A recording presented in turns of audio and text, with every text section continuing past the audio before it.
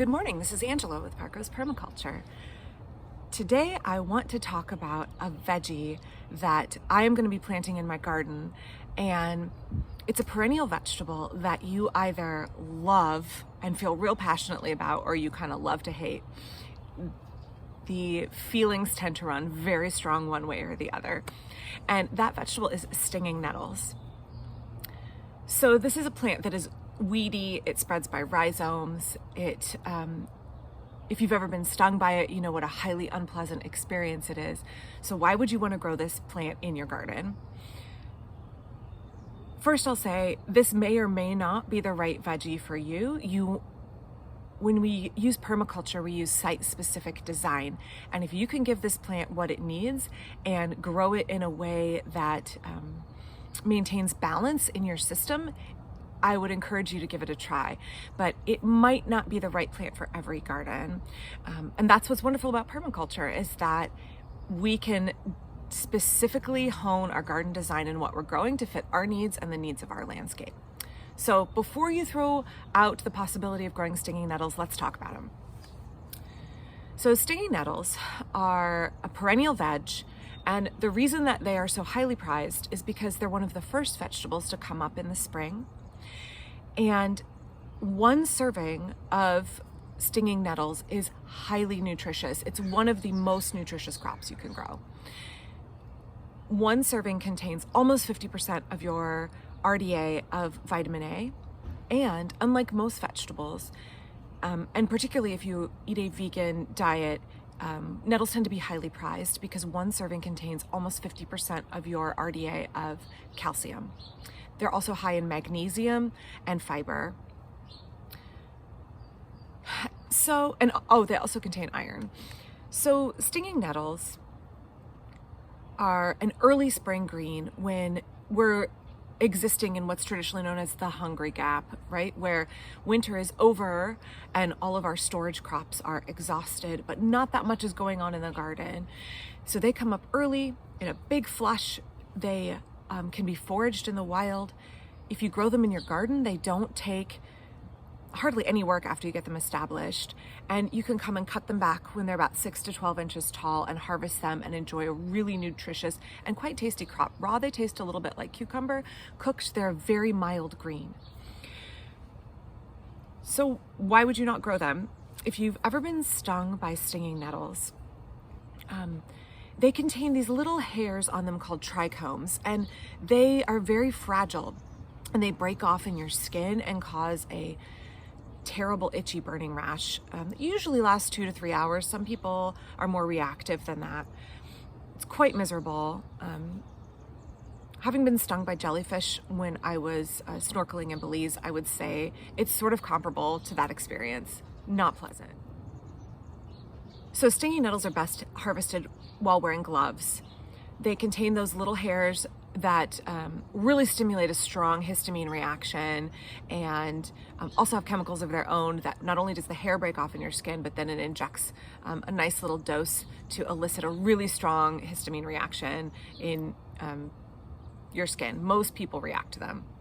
So you want to wear gloves when you plant them and harvest them. But cooking or drying or crushing breaks them down and makes them safe to eat. Now, I don't have any with me this time of year because I'm planting some rhizomes, so I don't have any leaves to demonstrate on, but there is a technique, and I'll see if I can find a video and link it in the description.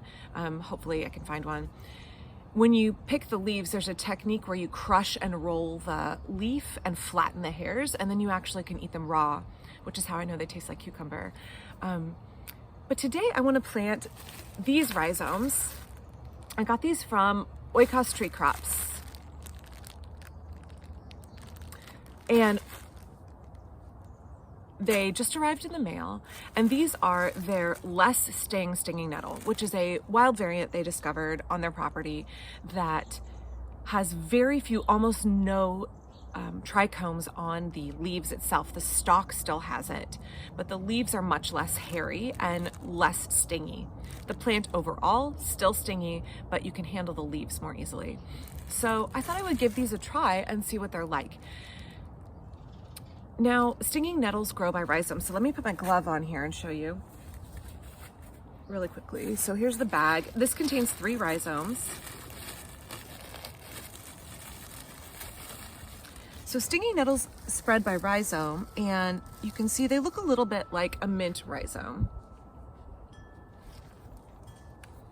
These long white runners look familiar, although stinging nettles are not really closely related to mint at all. And then you can see the plant is just starting to germinate here. So because they spread by these rhizomes, much like mint, you need to contain them. I grow my mint straight in the ground, but twice a year I rip up half the patch, and that helps control it.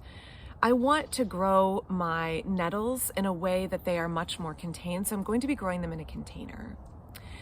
And let me show you the conditions that they need and how I'm going to be planting them out. So let me flip the camera around just one second. All right, so I'm sitting here with an old wheelbarrow that I have buried in the ground, and 2 years ago, I put a bunch of old rotten logs in it. So it basically is a hugelkultur bed. You can see here, there's really pithy, breaking up, mushy logs in here. And then I added duck manure, and also I've had wood chips on top. You can see I've scraped the mulch back here so I can plant into it. So this is basically a tiny hugelkultur bed. And the reason I feel like that is a good place to put my rhizomes is because, as you can see here, it's contained. There's no holes in the bottom. The rhizomes can't escape, but it's also a big container. And nettles really love rich, fertile soil. So those old breaking down logs and the duck manure that's turned in here are going to provide a nice, fertile place for me to put my rhizomes. And then also, hopefully, will contain them so they don't escape into the yard. So first, because my nettles like a rich soil, and because I want them to be full of nutrients, they can't get those nutrients from nowhere. So if I'm growing them in a container, I need to provide those nutrients. So I'm going to be adding my typical azomite, glacial rock dust, and other rock dust mineral amendments, and I'm going to work them into the soil. And I have to be careful again because I have these big pithy logs in here. And I just want to kind of work that into the soil. And all the good microbes, because I have used garden soil in here as well. So it's hopefully inoculated with good microbes. They're going to help make those nutrients bioavailable to my rhizomes here. And then my nettles will be more nutrient dense for me to enjoy. So when you plant them, you actually just need to stick them in the ground. It's much like growing mint. It's very easy. That's it. And these little greens will come up over the top. So let me get the rest of these rhizomes planted in here, and then let's talk a little bit about harvesting them. So here is my finished bed for my nettles. It is right next to my shed. It is along a path by my rain garden. And again, buried wheelbarrow, partially buried, but the bottom is still really intact, so those rhizomes can't escape. I'm reusing something that was a waste product. And I'm creating a home for a nutritious perennial veg that needs a little bit of care and containment. Now, if you are looking for a spot to put a container in your garden, I put it here because nettles are really kind of an opportunistic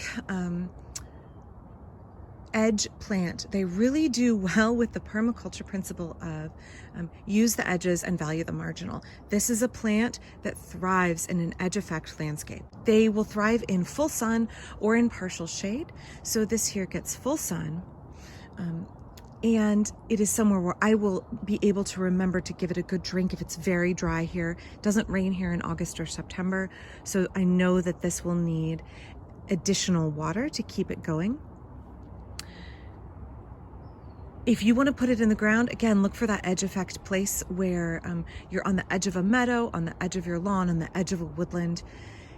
But be aware it will spread. And in some places, nettles are invasive. So just check out where you live and whether you think it's a good idea to let this loose in the landscape, or whether you want to grow it in a contained situation like I have, where you can still enjoy the nutritional benefit of this plant, but you are maintaining some measure of control over it. So when growing nettles, make sure that you harvest them early in the spring when they come up and they're between 6 and 12 inches tall. If you want to pick them and tie them in bundles, wearing gloves of course, and hang them up, I plan on hanging mine up here in my pergola where I tend to dry a lot of other herbs. They dry really well, and again, that removes the sting. You can cook them, you can freeze them. They freeze wonderfully. In fact, you can chop them and freeze them in ice cube trays or in small quantities or even 2-cup quantities in bags and throw them in the freezer, take them out, throw them in your pot of soup any time of the year. A little bit of nettles will add extra nutrition, extra flavor, and they will blend very well because they are a mild tasting green.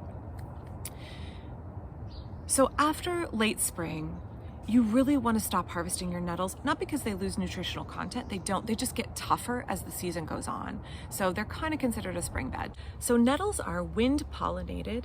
If you want to help keep them contained besides growing them in a container, the other useful thing you can do for them is cut them back to the ground when they flower. They actually don't provide a significant amount of pollinator food because they're wind pollinated. And that will help keep your garden from experiencing volunteer seedlings all over it. Much like if you check out my video on growing Melissa lemon balm, deadheading, cutting back to the ground plants that proliferate rapidly by seed is a great way to keep them contained. It's not that hard, it takes 3 minutes to do it, and then you save yourself the effort of having to weed them up from all over the garden the next spring. So thanks for watching my video today on stinging nettles. I hope you will take the time to consider whether this nutritious crop has a place in your garden. Please be sure to subscribe if you enjoyed this video to learn more about permaculture gardening.